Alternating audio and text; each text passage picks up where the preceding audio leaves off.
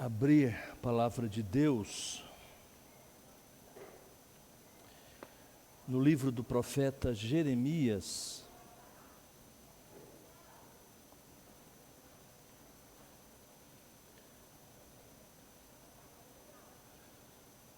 Jeremias capítulo de número 15, verso 10 até o verso de número 21.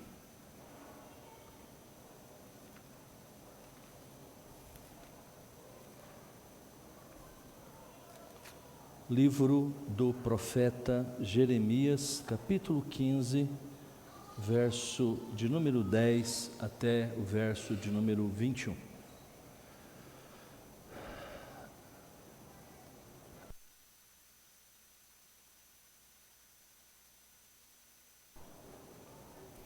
Diz assim a palavra de Deus, Jeremias capítulo de número 15, verso 10 ao verso de número 21. Ai de mim, minha mãe, pois me deste à luz homem de rixa e homem de contendas para toda a terra. Nunca lhes emprestei com usura, nem eles me emprestaram a mim com usura. Todavia, cada um deles me amaldiçoa. Disse o Senhor: na verdade, eu te fortalecerei para o bem e farei que o inimigo te dirija súplicas no tempo da calamidade e no tempo da aflição. Pode alguém quebrar o ferro do norte ou o bronze?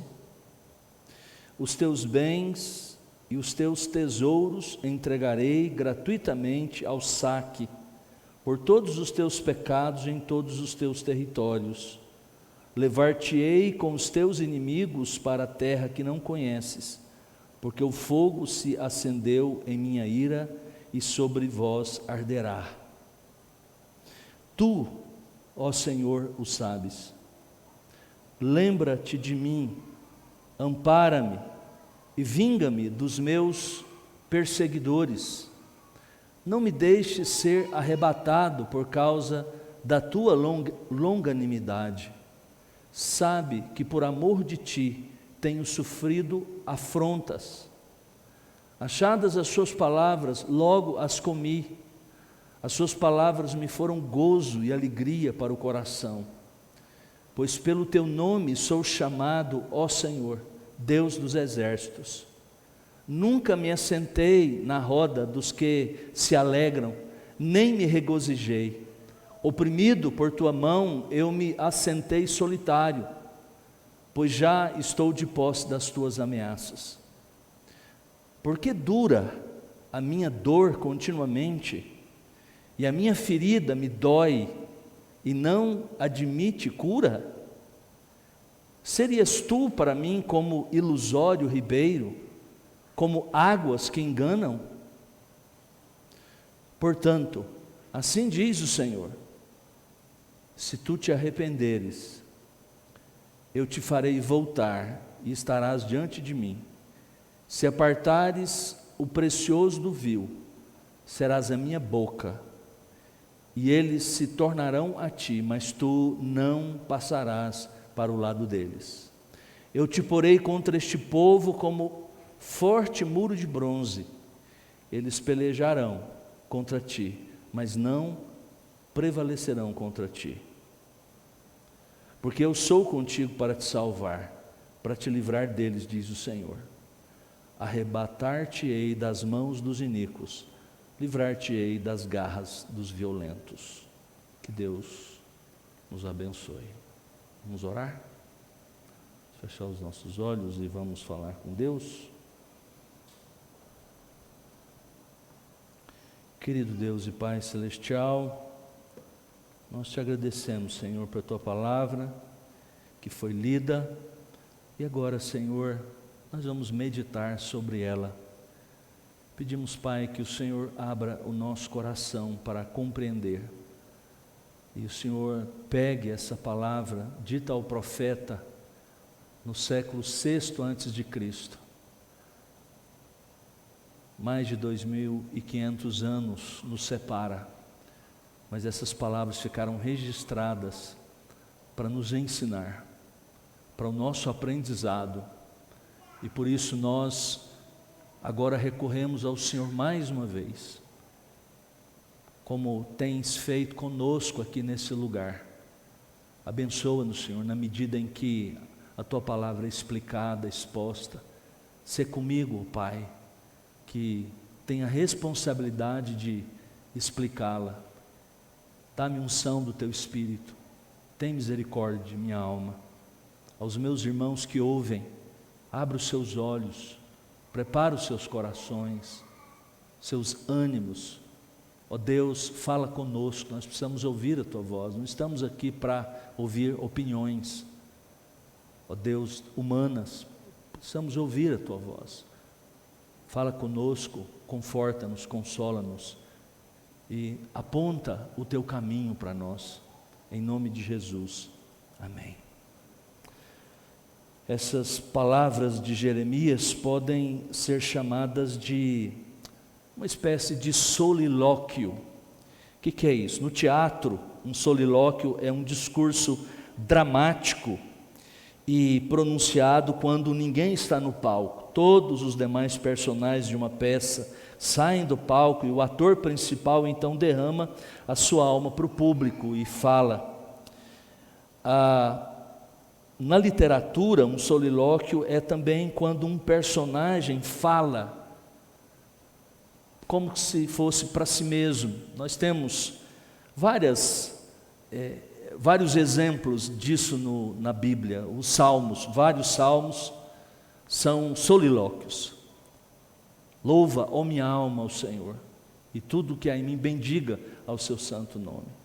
É quando um salmista, por exemplo, diz algumas coisas, claro que Deus está ouvindo, mas ele está como que falando consigo mesmo. Aqui nós temos também nos profetas exemplos de linguagem como essa.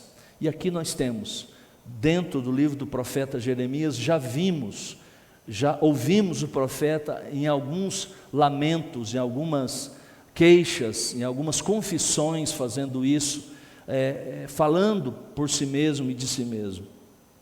E Jeremias está nesse momento, a essa altura do capítulo 15, derramando a sua alma agora aqui para si mesmo, e é claro, ele tem certeza de que Deus está ouvindo aquilo que ele diz nessa hora. Essas palavras angustiantes de Jeremias refletem certamente longos anos de ministério profético, sem sucesso aparente. Deve ter passado aqui até esse momento, é coisa difícil da gente datar, mas por algumas expressões que temos nesse bloco do capítulo 11 até o capítulo 20, provavelmente uns 30 anos se passaram desde que Deus o chamou para o ministério. Muita coisa, muita água passou debaixo da ponte. E se a gente olhar de um ponto de vista puramente nosso, humano, não há sucesso nesse ministério de Jeremias. Jeremias foi rejeitado, ridicularizado, ostracizado. Isso parece ter levado a períodos de depressão intensa e desespero quase suicida. Tudo isso ele derrama diante de Deus e presumivelmente para o seu amigo e secretário, talvez o único que pudesse ouvir, também o seu secretário chamado Baruque, que terá um papel importantíssimo mais na frente, exatamente no registro dessas palavras novamente, que é o formato que nós temos aqui, porque o rei Joaquim mandou rasgar tudo que foi lido diante dele, e Baruque, então anotou tudo. Era o seu secretário, era o seu confidente, era o seu companheiro. A honestidade de suas palavras é surpreendente, especialmente quando lembramos que ao ouvir essas palavras de Jeremias, ainda estamos ouvindo através delas as palavras de Deus. Não é assim que nós acreditamos que essas são as palavras de Deus, através das experiências humanas. Não só ouvimos, não só lemos, mandamentos diretos de Deus, doutrinas sendo explicadas pelos apóstolos e profetas, nós também, ao lermos sobre essas experiências, sobre essas dores dos salmistas, dos profetas, as palavras de Deus estão registradas e cabe a nós, dentro desse contexto literário, nós extrairmos deles a mensagem de Deus para nós. Uma das características deste bloco, capítulo 11 até o capítulo 20, já mencionei para os irmãos, é que há uma marca aqui, a marca das confissões, das queixas do profeta. O nosso texto de hoje, basicamente, ele se divide em duas partes, as duas expondo profundos sentimentos e angústias do profeta. Você tem, olha aí na sua Bíblia, por favor, tenha aberta diante dos seus olhos, do verso 10 até o verso 14, aqui nós temos a expressão da luta interior de Jeremias, e já entre os versos 11 e 14, o verso 10 ele levanta um problema, verso 11 e 14 ele expõe a resposta de Deus. Depois, do verso 15 ao verso 21, mais uma expressão de sua luta interior e também a resposta de Deus. Essas lutas interiores tomam a forma de uma profunda decepção com Deus. A vida de Jeremias não foi fácil. De certa maneira, quando ele foi chamado lá no capítulo 1, Deus disse algumas coisas para ele. Ele tinha que plantar, derrubar, e isso, é claro, ele só teve uma percepção muito clara disso a partir que os anos se passaram. Ele pôde entender ao vivo e a cores, ou na experiência do dia a dia, quais eram o significado dessas palavras. Ele então começa o seu ministério.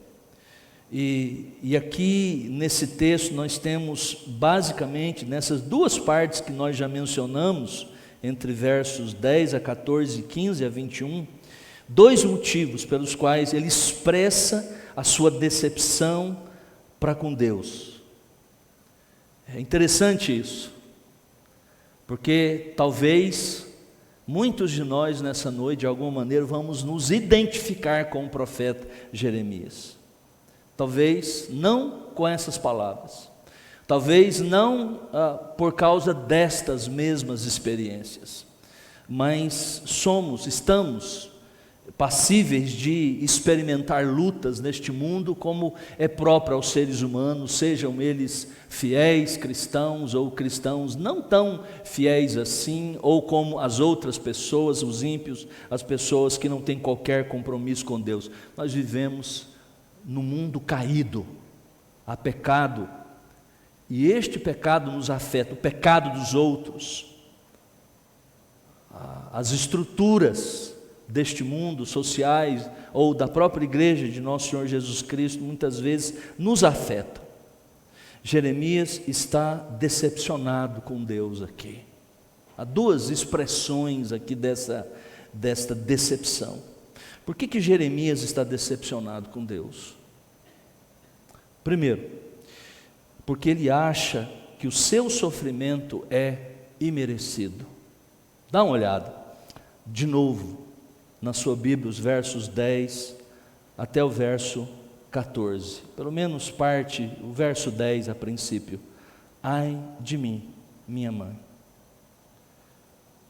pois me deste à luz homem de rixa e homem de contendas para toda a terra. Nunca lhes emprestei com usura, nem eles me emprestaram a mim com usura. Todavia, cada um deles me amaldiçoa. Jeremias deseja aqui no verso 10, é a sua expressão, literalmente, nunca ter nascido. Por que eu nasci?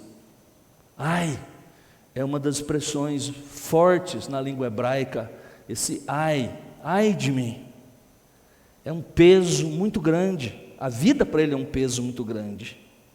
Mais tarde, e ainda mais enfaticamente, se é possível ter uma linguagem mais enfática do que essa, e a gente vai ver exatamente nesse bloco, ao findar esse bloco, lá no capítulo 20, do verso 14 ao verso 18, ele vai amaldiçoar o seu próprio nascimento. Mas Deus o designou para ser um profeta antes de nascer, e ele sabia disso, está lá no capítulo 1, verso 5, no seu chamamento. Assim, ao fazer tal desejo, Jeremias estava efetivamente lamentando e rejeitando o seu próprio chamado para ser profeta. Ele estava tão desiludido com o seu ministério, porque tudo o que ele conseguiu foi contenda, diz ele, ódio da parte das outras pessoas e até maldições. Então, se foi para isso que ele nasceu, ele diz: eu prefiro morrer. Ele, em outras palavras, ele está dizendo: eu não mereço isso. Por que isso está acontecendo comigo? Eu fiz tudo certo, eu obedeci tudo que me foi dito. Ele diz assim: eu nunca lhes emprestei com usura, nem eles me emprestaram a mim com usura, todavia cada um deles me amaldiçoa.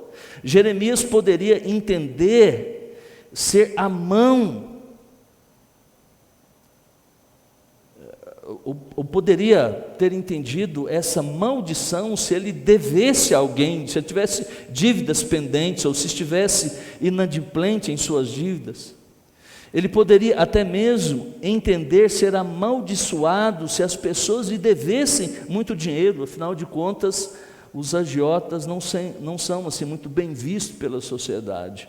Porém, Jeremias não devia nada para ninguém. Não devia nada para ninguém.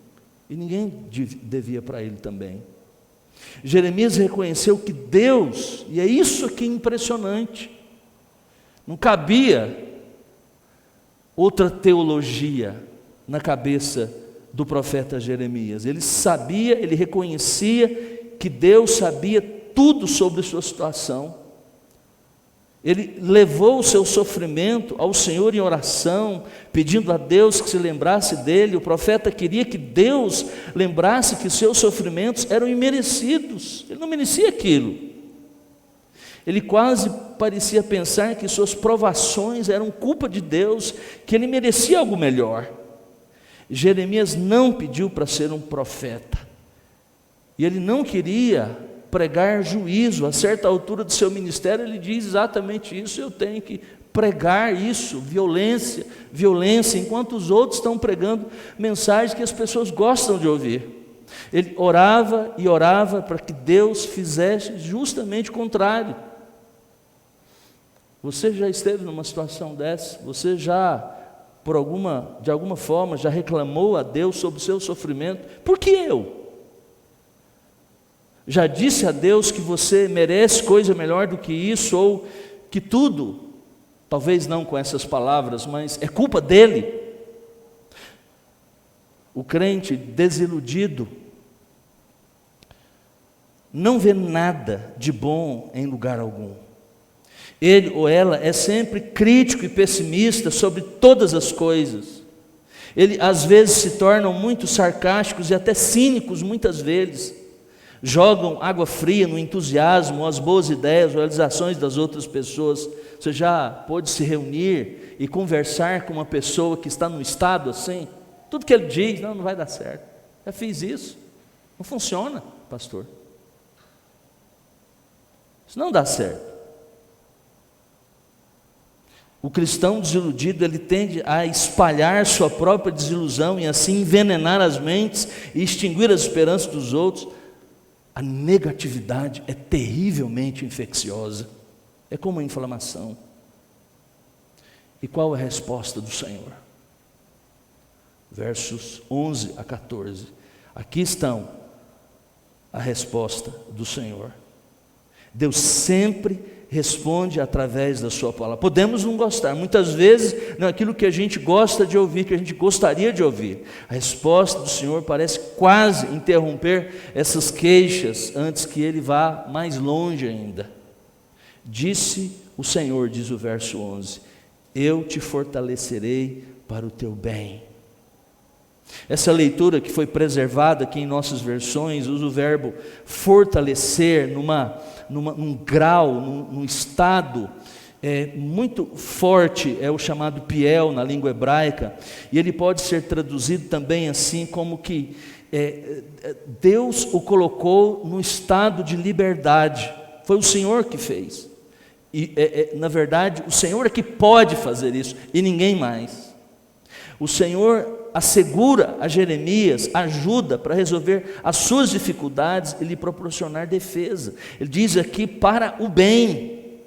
E é interessante essa expressão, não está falando especificamente de algo, e pode se referir à realização do propósito geral de Deus, ou ao seu próprio conforto pessoal.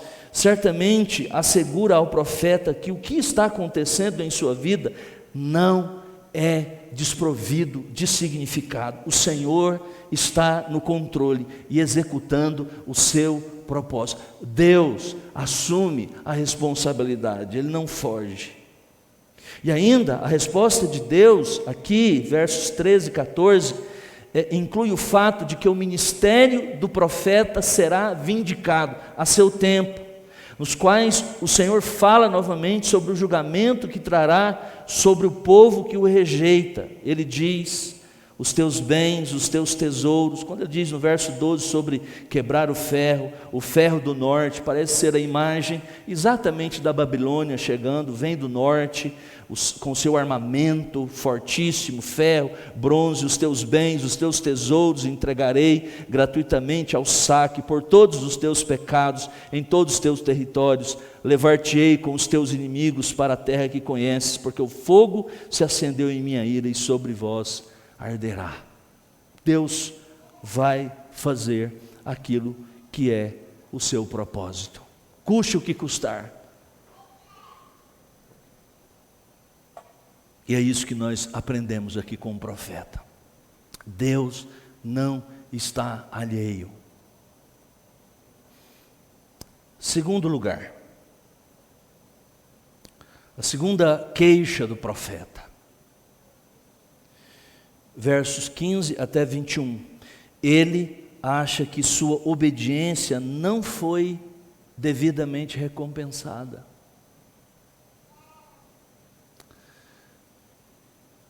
Primeiro, ele acha que o seu sofrimento é imerecido.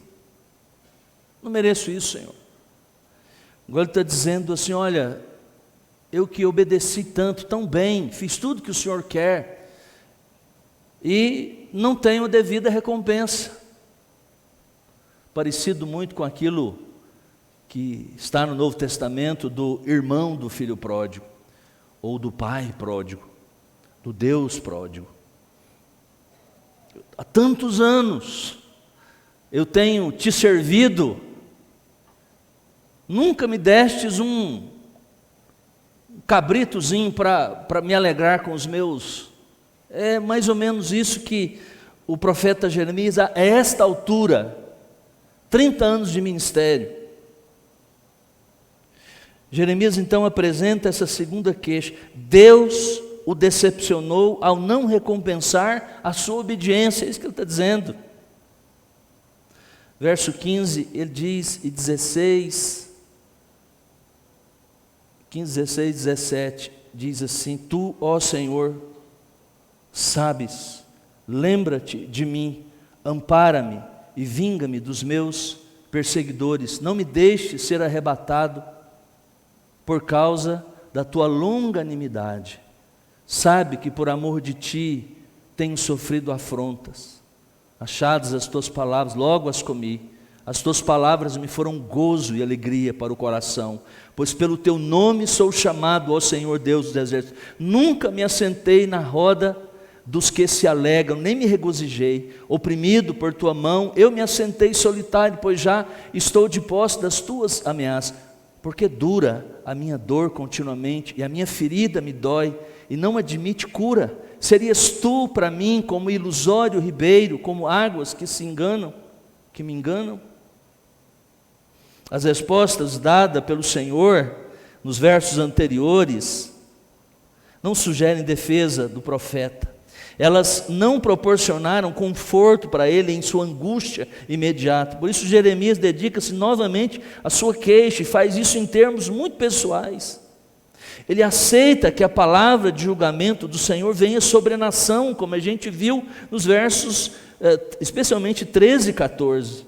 Mas, ao mesmo tempo, e sobre ele? E sobre mim, ele pergunta. E comigo? Ok, esse povo desobedeceu e desobedece, eles merecem isso mesmo, é isso que eu tenho pregado, eles não tenho atendido, mas e eu? E quanto a mim? Todo o trabalho de Jeremias parecia um esforço desperdiçado. Jeremias realmente tinha sido muito obediente. Olha o que ele diz no verso 16. Ele era um estudante aplicado das Escrituras Sagradas. Ele diz assim, novamente, achadas as tuas palavras, logo as comi, as tuas palavras me foram gozo, foi deleite para mim. Jeremias aceitou as instruções divinas de bom grado, uma vez que foram apresentadas a ele. Ezequiel fala também nesses termos semelhantes, lá no capítulo 2, verso 8 de sua profecia, na qual é dito lá que ele comeu um rolo contendo a palavra de Yahvé. E tanto Jeremias quanto Ezequiel descobriram que, tendo aceitado a palavra de Deus, que a princípio era amarga, no caso lá do profeta Ezequiel, e é repetido inclusive por João lá no Apocalipse também, ela tornou-se aqui para Jeremias, como para os outros profetas, uma alegria, um deleite para o seu coração.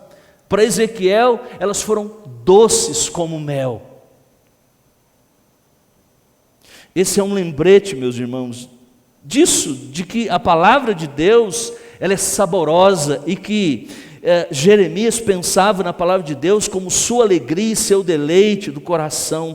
Essa é uma importante lição no meio de tudo isso. Sem dúvida alguma, ler e estudar a Bíblia é algo muito prazeroso, e só aqueles que de fato experimentam isso dia a dia podem experimentar, podem provar dessa bênção de Deus. Agora, é interessante que lá em 2 Reis, capítulo 22, verso 13, e também 23, 2, ocorre uma expressão muito semelhante aqui, quando as palavras do livro da aliança foram encontradas na casa do Senhor, no tempo de Josias, o rei que começou uma reforma religiosa, e que o profeta Jeremias, nos primeiros anos, muito provavelmente foi ou bastante influenciado exatamente por essa reforma, da qual ele depois, sendo chamado como profeta, participou também como pregador dessa palavra de Deus.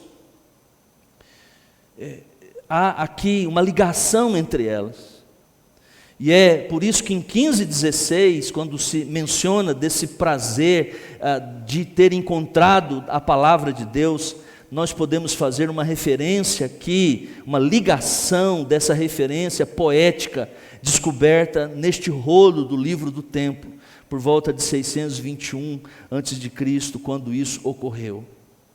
Nesse caso, a frase "eu as comi", aqui em 15:16, pode se referir à própria aceitação do chamado de Deus por parte de Jeremias, o qual ele menciona no seu livro, no capítulo 1, verso 9, quando Deus se dirige ao profeta. Provavelmente essa palavra descoberta, a qual ele ouviu através dos sacerdotes, do próprio rei Josias, essa palavra foi dirigida a ele, e ele aceitou essas palavras. Ele diz: quando elas vieram até mim, eu a devorei, eu comi, e elas me foram doces, elas me foram deleitosas. O verso 17 ainda nos informa de um passo adiante disso, A palavra de Deus em seu coração não só trazia deleite, trazia também uma vida diferente. Olha o verso 17: nunca me assentei na roda dos que se alegram, nem me regozijei oprimido por tua mão, eu me assentei solitário, pois já estou de posse das tuas ameaças. Há uma menção aqui, talvez, daquilo que está escrito lá no Salmo 1, quando fala da roda dos escarnecedores. Aqui a alegria da qual ele diz que se aparta, não tem a ver com a alegria que ele, no verso 16, fala que a palavra de Deus causou no seu coração. É diferente, mas essa alegria da roda dos escarnecedores, daqueles que se alegravam e tinham um regozijo, um deleite a parte da palavra de Deus, dos valores de Deus. Ele diz que essa palavra que ele menciona no verso 16, que ele comeu, que causou deleite no seu coração, também o fez uma pessoa diferente.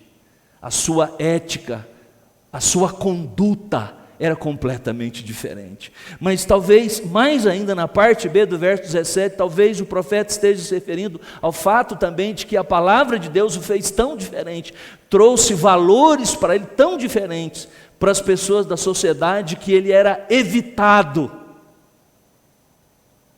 pelos seus amigos, pelos seus contemporâneos, pelos seus conterrâneos. É isso mesmo. A palavra de Deus em nós, o nosso coração, nos transforma, nos faz pessoas diferentes, com um padrão diferente, uma ética diferente, e isso causa problemas quando nos sentamos com as outras pessoas. Mas Jeremias está desapontado, decepcionado com tudo isso. Veja o verso 18, quase que passa desapercebido de nós. Ele diz assim: porque dura a minha dor continuamente, e a minha ferida me dói e não admite cura. Veja essas palavras do profeta tão decepcionadas. Serias tu, estás falando com Deus, serias tu para mim como ilusório ribeiro, como águas que se enganam. Se você voltar um pouquinho atrás, no livro do profeta Jeremias, lá no capítulo 2, verso 13, você vai ver uma expressão linda que ele fala acerca de Deus. Ele chama Deus de o seu manancial de águas vivas. Agora, por causa dessas experiências duras, amargas na vida, ele chama Deus, que ele insinua que Deus é um ribeiro ilusório, como águas que enganam. Talvez a visão dele seja dos wades, que são rios lá da Palestina, que durante o tempo da chuva corria muita água, mas no período da seca as pessoas procuravam desesperadas por água, os animais e viajantes, e onde eles passaram há tempos atrás e que tinha águas para beber, para matar a sede, para dar para os animais, não havia absolutamente nada. Talvez essa é a imagem agora do profeta. Deus é uma fonte que engana.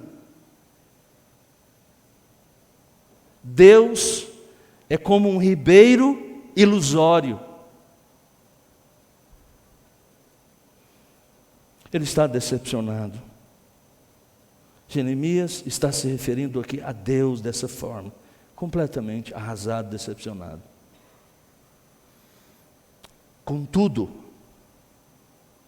essa é a visão do profeta nesse momento. Mas Deus nunca decepciona o seu povo. Isso nunca aconteceu e nunca acontecerá. Jeremias, esse é o problema, tinha entendido tudo errado. E claro, as pancadas da vida, as dificuldades, as lutas, levantando manhã após manhã, pregando uma mensagem, fazendo o seu trabalho dia após dia, durante 30 anos, e o que ele vê? Um povo distante, um povo que, distante de Deus.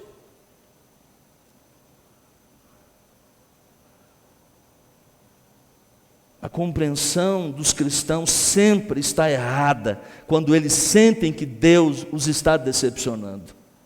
Às vezes, vamos a Deus levando orações sem resposta, sofrimentos imerecidos e obediência não recompensada, e queremos que Ele acerte as coisas que tem para fazer, queremos que Deus mude o que está fazendo.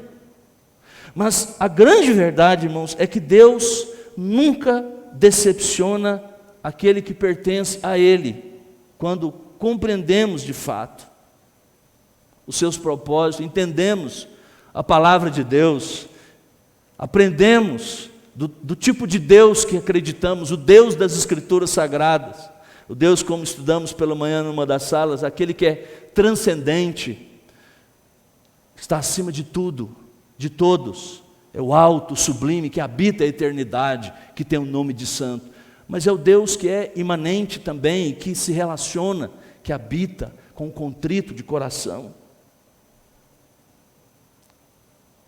A maioria dos nossos problemas, dos problemas como os problemas do profeta Jeremias, e isso pode ocorrer muitas vezes com aqueles que têm as melhores, às vezes passaram por boas escolas, leram bons livros, mas trazer isso para o coração é uma coisa difícil demais. Um brilhante arcebispo de Cantuária, uma espécie de líder máximo da igreja da Inglaterra no século XIV depois de Cristo, conta uma história em um livro que escreveu contra o pelagianismo, que nos ajuda a entender esse delicado problema teológico e oferecer alguma esperança para os que sofrem muito na vida cristã. Preste atenção, eu vou ler aqui no livro do pastor Mark Jones de teologia que ele escreve. É a história de um eremita, uma história, claro, que ele criou lá no final da Idade Média, exatamente nessa batalha teológica do momento, bem circunscrita ali, aquele período e ao momento em que esse arcebispo está vendo. Ele escreveu então um tratado contra os pelagianos, contra aqueles que, pelagianos, aqueles que de certa maneira diminuem a soberania de Deus, o conhecimento de Deus, o poder de Deus, e acreditam na liberdade restrita do ser humano. Veja, era uma vez um eremita que pensava que os ímpios recebiam o bem e os justos recebiam o mal. Ele começou a duvidar da existência de um Deus bom. Ele abriu mão da vida solitária e vagou pelo mundo. Enquanto fazia isso, um anjo, na forma de homem, juntou-se a ele. Primeiro, eles encontraram alguém que os recebeu com polidez e os tratou muito bem com acomodações. Levantando-se à meia-noite, o anjo tomou um cálice de ouro do anfitrião e partiu com o eremita. Em seguida, eles ficaram com alguém que também os tratou bem. Levantando-se à meia-noite com o eremita, o anjo foi até o berço e estrangulou o bebê. Então, eles encontraram alguém que não os deixou ficar em sua casa, apenas fora dela. Pela manhã, o anjo bateu na porta e deu ao homem ímpio um cálice de ouro, que roubara do primeiro homem bom com quem havia ficado. Por fim, foram até um homem que os tratou com muita gentileza. Quando o anjo e o eremita estavam prestes a partir, o anjo pediu ao anfitrião que enviasse o seu servo com eles para lhes mostrar o caminho. Quando chegaram a uma ponte sobre águas turbulentas, o anjo jogou o servo no rio. O eremita queria abandonar esse anjo aparentemente mau, mas o anjo mandou o eremita esperar e ouvir como tudo aconteceu de acordo com a ordem justa de Deus. O anjo era um anjo de Deus, para ensinar ao eremita que muitas coisas que pareciam injustas para os seres humanos eram muito boas. O primeiro homem que encontraram, de quem ele tomou o cálice, saiu ganhando, pois antes de possuir o cálice, Ele temia Deus, mas depois de conseguir o cálice, embebedava-se todos os dias com aquele cálice. Deus enviou o anjo para retirar esse incentivo à embriaguez, a fim de que o homem fosse salvo. Ao terceiro homem, a quem ele deu o cálice de ouro, isto é, o ímpio que não ofereceu hospitalidade, o anjo causou muito dano a ele, mesmo que ele parecesse prosperar exteriormente. Esse homem se tornou um bêbado assim que tomou posse do cálice. Deus lhe deu o cálice como sinal de juízo, mesmo que ele tenha achado que prosperou. Em relação ao homem cujo filho ele matou, ele era generoso com os pobres antes do nascimento do filho. No entanto, Deus, depois disso, não cuidava mais dos pobres, nem se preocupava com eles. Deus ordenou que o anjo matasse a criança, para que o homem não ameaçasse mais sua salvação eterna e voltasse à antiga vida de generosidade. Em relação ao servo a quem o anjo jogou nas águas, ele estava prestes a assassinar seu gentil mestre e a sua família, incluindo a esposa e o filho, bem naquela noite. Contudo, o Senhor amava essa família e assim evitou o mal. Então o anjo disse: vá, disse ao eremita, vá e pare de julgar a providência divina da maneira errada, porque você vê coisas más acontecendo com pessoas boas e coisas boas com pessoas más.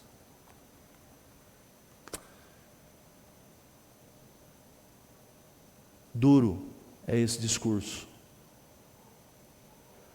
mas isso é a doutrina da providência. Deus estabeleceu todas as coisas. Seu propósito para as nossas vidas tem um fim, certamente, que é para o nosso bem, como diz Romanos capítulo 8, 28. Para o bem daqueles que amam a Deus, daqueles que são chamados segundo o seu propósito. O decreto de Deus, o plano de Deus abarca todas as coisas. A vida do profeta Jeremias, a sua vida, a nossa vida. Cuidado com essas doutrinas por aí, de coisas boas acontecem com pessoas boas, coisas más com pessoas más.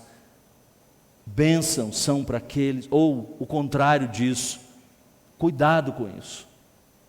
Deus não olha dessa forma. Deus tem os seus planos, os seus propósitos eternos em relação a todas as coisas. Essa ilustração nos traz de volta ao nosso texto, verso 19 ao verso 21. Veja o que acontece aqui. Em primeiro lugar, note, vem uma repreensão suave ao profeta.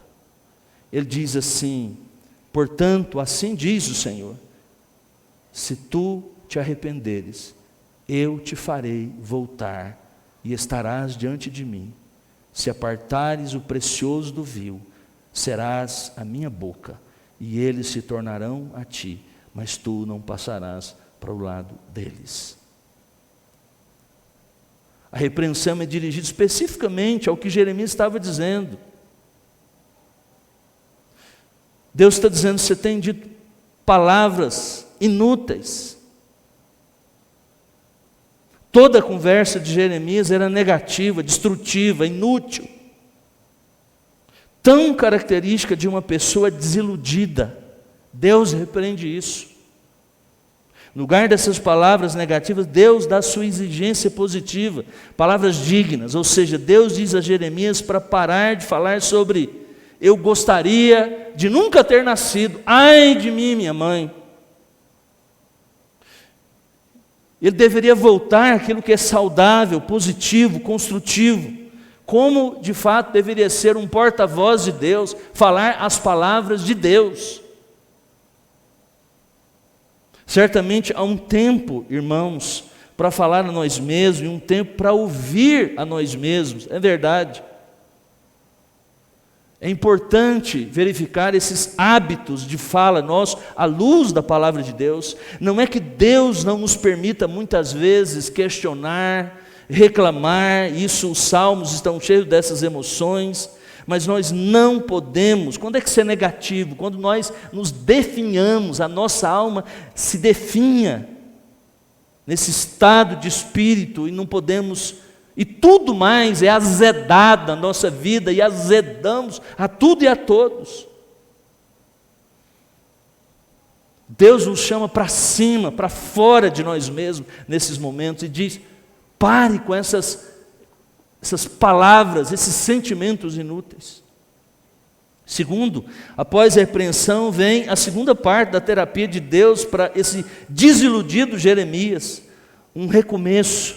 Veja o verso de número 20 e 21. Eu te porei contra este povo como forte muro de bronze. Eles pelejarão contra ti, mas não prevalecerão contra ti, porque eu sou contigo para te salvar, para te livrar deles, diz o Senhor. Arrebatar-te-ei das mãos dos iníquos, livrar-te-ei das garras violentas. Se você olhar, correr os seus olhos, lá no capítulo 1, verso 7 ao verso 9, são essas palavras com as quais Deus, são muito semelhantes com as quais Deus comissionou o profeta. Aqui é uma espécie de segundo chamado, segunda comissão do profeta, ou melhor, uma renovação desse comissionamento.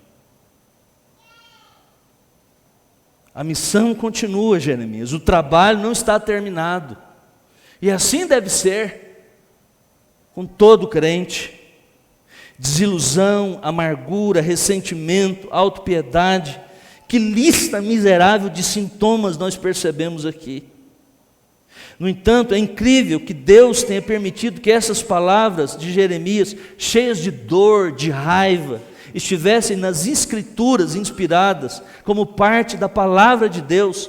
Como Paulo diz mais na frente aos Coríntios, essas coisas ficaram registradas para que elas nos ensinem, para que essas coisas foram registradas, escritas para a nossa instrução, para a nossa exortação, para o nosso encorajamento, olhando a vida destes homens. Nós podemos também, através das experiências deles, também sermos tocados pela palavra de Deus. Em primeiro lugar, precisamos reconhecer, irmãos, antes de tudo, quão prejudiciais são estas coisas para a vida espiritual, a vida física, inclusive social dos crentes, das pessoas, da comunidade cristã, este estado em que temos este exemplo do profeta Jeremias. Ainda bem que ele foi curado.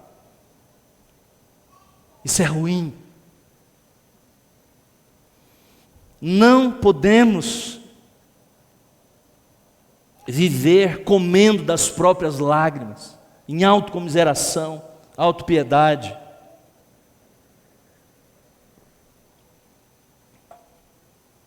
Precisamos, em segundo lugar, nos fazer perguntas, nos perguntar quais são as coisas que fazem as pessoas desiludidas hoje. Deixe o profeta Jeremias lá com as suas desilusões, mas o que causa desilusão a você? Como nossas expectativas e esperanças são frustradas e traídas? O que corrói nossa alegria e confiança no Evangelho? O que nos faz cair muitas vezes em desespero? O que causa ressentimentos e amargura entre um casal, entre o povo de Deus, entre as pessoas? Será que nós temos realmente condições de distinguir entre o sofrimento genuíno e a autopiedade fingida? Essas respostas, as perguntas a essas respostas não terão uma boa resposta se não pudermos entender como Deus dirige as nossas vidas. Uma teologia substancial, conhecer como é o nosso Deus, quem é o nosso Deus, faz toda a diferença. Para os momentos mais difíceis que nos desiludem, que nos trazem depressões, uma boa teologia, uma boa compreensão de Deus, de como Deus me vê, de como eu posso ver a Deus, de como as Escrituras me tratam, de como eu sou visto à luz do Evangelho em Cristo Jesus, faz toda a diferença. É por isso que nós não podemos correr da teologia, de um conhecimento profundo das Escrituras, da dogmática, da teologia. Ou seja, tudo isso, irmão, se resume do estudo sério das Escrituras Sagradas. Não a leitura e a memorização de alguns versículozinhos, pedaços isolados daqui por ali, como a gente vê em muitas das nossas igrejas. E que os cristãos estão acostumados. Essas perguntas que certamente virão, se você não está passando agora, você vai passar por elas. Esses questionamentos profundos só serão respondidos pelo Evangelho, pela cruz de Cristo, por uma teologia que nos satisfaça, que faça diferença, que seja coerente com aquilo que Deus em sua palavra quer nos dizer. E por último, devemos trilhar o caminho do arrependimento, que levará, na graça de Deus, à restauração juntamente com a nova promessa da presença e salvação de Deus. É este exatamente o caminho que o profeta Jeremias trilhou. E é por isso que essas experiências são tão importantes para nós. Que Deus nos abençoe. Vamos orar.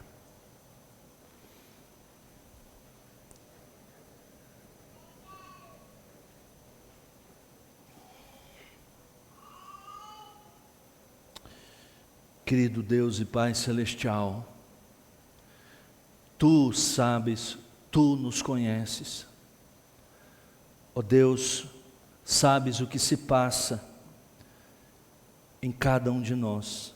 Conheces a todos nós, sabes quem aqui está chateado, decepcionado com alguma coisa, e que na verdade no fundo do fundo se refere a uma decepção contra o próprio Deus, porque não tem aceitado os seus planos, porque não tem entendido os seus propósitos. Deus, é possível, assim como aconteceu com este santo profeta, este homem de Deus, que se cansou da vara dos homens e de Deus, de tanta decepção. Deus, é possível que encontrem-se pessoas aqui nessa noite, desanimadas, esgotadas, totalmente destruídas. Ó Deus, traz a sua palavra, essa palavra do Evangelho, da graça que nos ergue, que faz nos olhar para além de nós, para cima de nós. Ajuda-nos a olhar para o Senhor, e que venha do teu trono, Deus, graça, para nos curar, para curar as nossas almas, em nome de Jesus. Amém e amém.